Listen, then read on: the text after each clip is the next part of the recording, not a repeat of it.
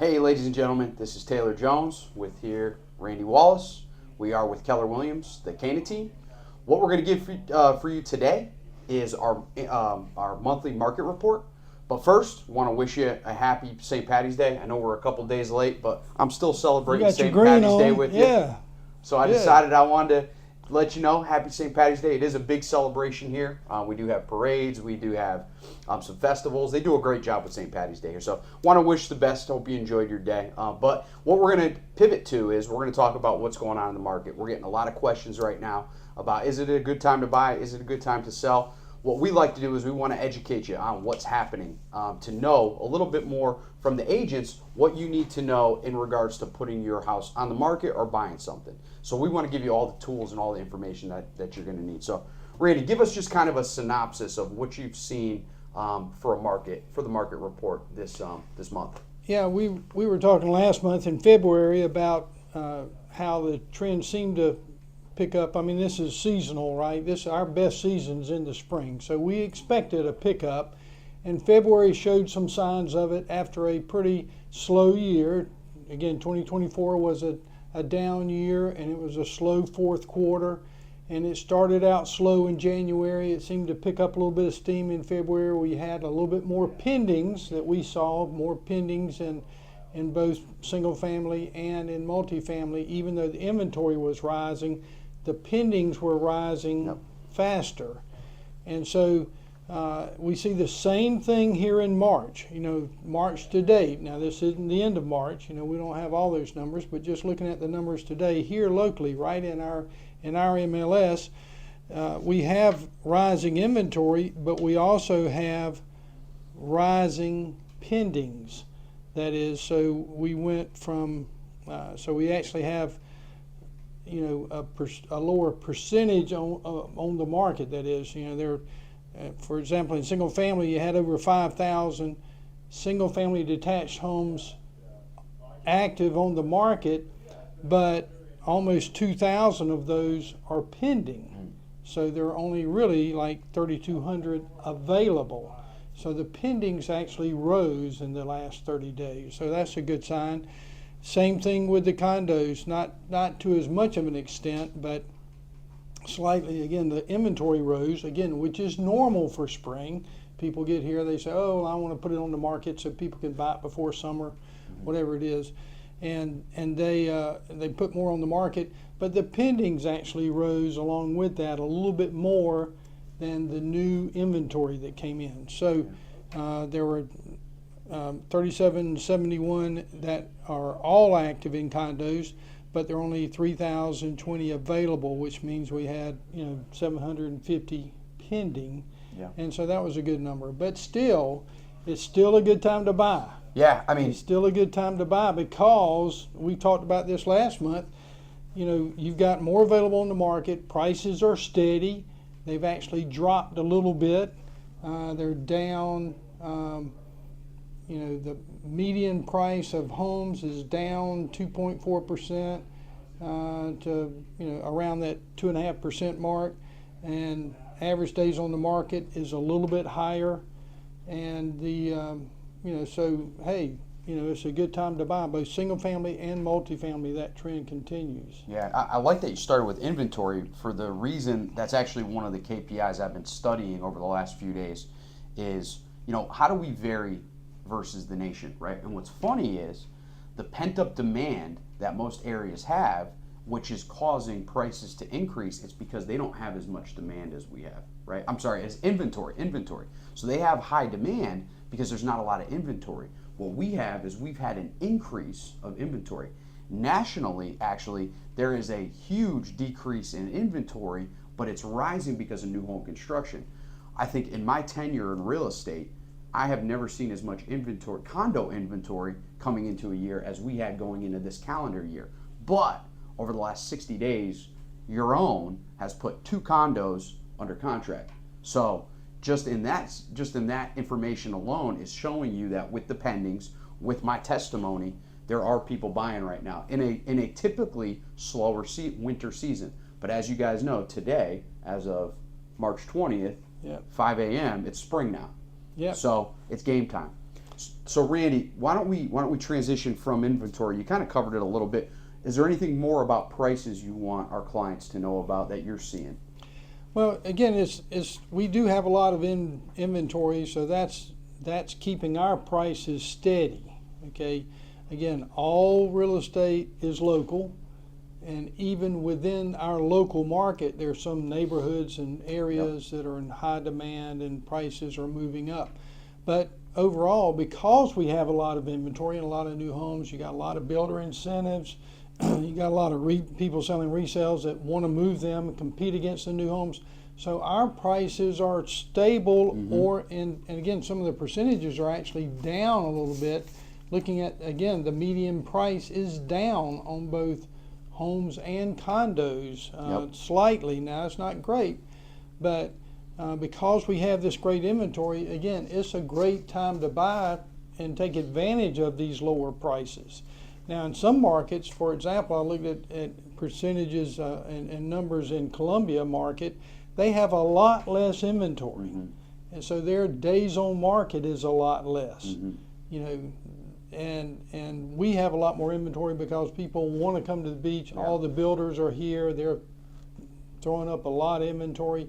So again, that makes it a great time to buy when you have people who are feeding the inventory, keeping the prices steady, and you're able to come in here and take advantage, you know, and not be subject to price increases like we had in 2006 and 7 or like we had in 2020. Yeah, I think that's a great point. And actually, I was just reading about that because what the estimate, what the economists are projecting is about a 3% increase in appreciation, right, nationally.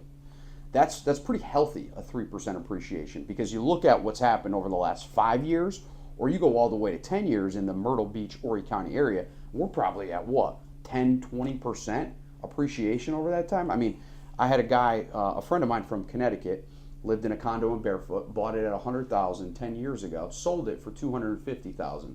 So you want to talk about appreciation? Doesn't sound like that was a bad investment, huh? And why that's important is I think right now is a great time to find value, right? Because I was talking to my cousin in Connecticut who's a realtor, and we were talking about, I said to him, I said, hey, Nick, you know, what's the new construction like up in Connecticut? He goes, T, what do you mean new construction? Because the reality is they've overbuilt in an area like that. So demand's super high with resales. But that's why I think you can get a great value here at the beach, because to be in proximity to a coastline and find a new home, where else are you going to find it? Yeah, we did. You know, they just announced Fed rates, of course, yesterday. Everybody's interested in interest rates. And again, that's one of our big factors, right? That's right. You know, inventory and interest rates. Well, interest rates have remained steady, and the Fed didn't give a lot of hope for bringing those prices down a lot of uncertainty in the market, what have you, and inflation is still hanging on to some degree. You know, so people waiting on interest rates to drop, they're not going to find much relief this year. You know, interest rates may drop. That prediction now is that it may drop up to 0.5%. So you're talking about maybe from a 7% mortgage to a 6.5% mortgage. Not a big difference. And yet, and the appreciation, the prediction for appreciation again across nationwide is 2.5%. But our average over long term for real estate is 4% appreciation. So don't you want to buy at a time it's actually a little slower and maybe keeping your prices down so that you own it if the appreciation starts to correct itself and get above 4%. You know, so you want to buy now. Again, overall, all real estate's local. Every location's is specific as what's going on right there in the mini market or the macro market. But right now, it still appears to be a great time to buy in this first quarter and maybe into the second quarter of 2025. And I think it's important to talk about that, because again, we're not pitching you sales. I'm telling you truth because I have testimony of it. I'm talking to people from 4 years ago that wanted to buy at 3%, that were waiting, holding their breath, right? Saying, hey, I want to see it go down a little bit, or I'm waiting, right? Well, now to speak with those people and to hear the lack of hesitation now and their regret from not buying at 3% because it was a competitive market, I now believe there's a window of Hey, don't wait for that 7 to go down to 6.5 or that 6.5 to go down to 6.25, because is that percentage point actually worth missing out? Because listen, here's the reality. You're going to see the people that bought 4 years ago 10 minutes from the beach. Well, now you're going to be 20 minutes from the beach. That's just the reality, guys, of missing out. And again, everything has great value. But one other point that I want to make too that you brought up that was a good one, Randy, was, to look at a place like Little River, I think it's really unique because I'm working with a client that's coming in June, and to see now how Little River finished the year at around 400,000 in median sales price, right? Which is incredible because 4 years ago it was around 200, okay? So to see that appreciation is wow, but that's a great area to live in, a lot of building happening there, right? To see now though how that's settling down, different neighborhoods are having different values. So it goes to your point about being hyper local and working with an agent or a team that knows the area well. Well, now him and I are starting to look at neighborhood per neighborhood, house per house, the differences, right? So don't get just set on, oh, I'm out of Little River because it's not my price range. You actually don't know that. There may be a neighborhood that's 20 years old, that's 10 years old, or new home construction that could be a good fit for you. Yeah, there's a lot of inventory to choose from, and you're right. You can find an older neighborhood or a new neighborhood that's a little bit off the trend. There might be 10 neighborhoods in an area, and 9 of them seem to be up the higher price range. And there's somebody that's still creating a value right here. So it is important to work with somebody local who will help you narrow down and find that gem that's waiting for you. Well, we covered our 3 KPIs. I think my last question for you, Randy, is this. You've seen unique markets. You've been doing real estate for how long now? 48 years. Wow, so you've seen a lot. My question for you is, because I think this could be a tool for people, is one thing I'm studying. I love Tony Robbins, cracks me up. He's got some really good stuff. But he talks about pattern recognition. And I truly believe it's a skill to understand that there's nothing new under the sun. Patterns have happened before, they'll happen again. Have you ever seen a time in your real estate career over that is similar to these last 3 years that can give us a projection as to where we're going? Well, the difference is, again, COVID. COVID just took it was a blip on that we may never see again. Hopefully we won't see again. Spanish flu, 1920. It's once every 100 years or so. Yeah. But again, if you watch those trends, those curves, the economy always goes up and down, right? So that means our market goes up and down. And when we're building too much, we're building too little. We're building too much, we're building too little. Well, that COVID created a little, a mini trend. So we built up, and then we went way down over 22, 23, 24.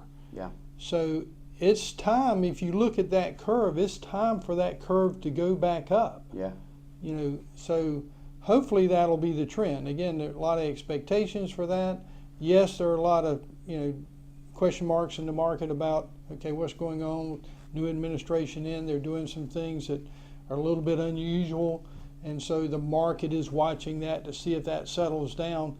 But usually the economy wins. As I've shared many times before, politicians take way too much credit when it's good and they get way too much blame when it's bad. It's still, that market is stronger than any politician. Yeah. So I still think that the trend looks like it's going to start moving back up, and because we're at, again, 2.5% appreciation. Yeah. We're going to move into a time where it's going to appreciate faster. Yeah. And that heats up the market, Yeah. But I'd rather buy when fewer people are buying. Somebody told me a long time ago, so you want to buy when nobody else is buying. Well, that's never the case. There's always somebody buying, but you want to buy when people aren't buying, and you want to sell when people aren't selling. Yeah.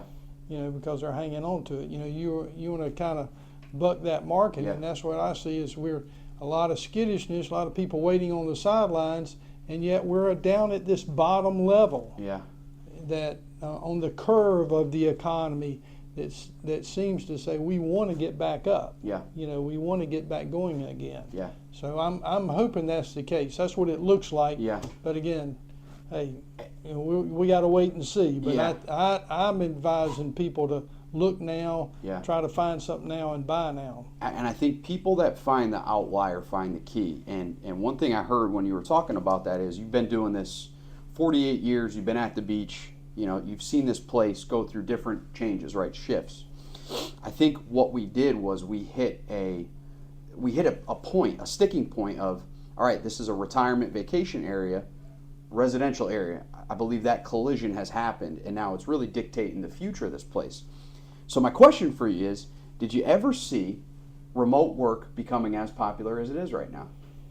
Of course not. That is a COVID phenomenon. Exactly. Everybody discovered it. So yes, that just adds to our appeal, right? Exactly. Why do I want to work in the cold mountains of New York State if I can move down here and work and do the same amount of work and get the same amount of pay because I'm still working for the same company? Yeah. Yes, our average pay here is lower than a lot of places.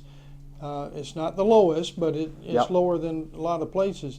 But if you're bringing your job with you, you don't change. You're lowering your cost of living, but you're keeping your pay. So that's bringing a whole new a gang of folks here to the Myrtle Beach area. Because at the end of the day, if you're a businessman or woman, at the end of the day, what you net yearly is what matters more so than what you make yearly. Because if you're expending as much as you're bringing in, at the end of the day, you're breaking even to live. And it really depends on your place of living if you enjoy that. Like, it's funny that Randy said, you know, the mountains, because where does Randy go vacation? Randy, where do you go vacation? Mountains of North Carolina. So he lives at the beach and he vacations at the mountains. So I think that's funny because that's typically what you run into here. I'm an outlier. I go to Florida and I'm from Connecticut. So, but anyways, that's really it for today, guys. I appreciate it. Randy, any closing thoughts as we send this off to our clients and hopefully see them soon? We just encourage you to come down, man. It sure feels nice today when the sun's shining and the winter's gone. Like say, first day of spring, man, it feels great out there. And this is just a great place to live. I can't help but share that. I don't want to live anywhere else.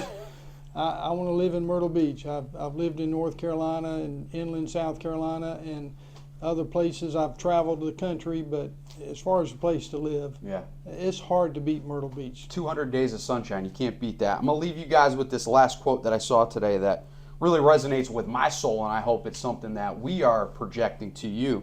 It's most agents know what's happening. Good agents understand what's happening. Only great agents can explain what's happening. And that's by Steve Harney, the founder of Keeping Current Matters. It's important to us because it's not just a sale. It's a relationship that we're creating with you. We believe in this place, and we want to welcome you to what our lifestyle's like. So I just want to sign off and say Happy St. Patty's Day. I hope you have a great day. I hope this was informative. Please feel free to like, subscribe, share this with somebody that you think it may benefit, and we hope to see you soon. From Taylor, have a good one. Randy. Happy spring.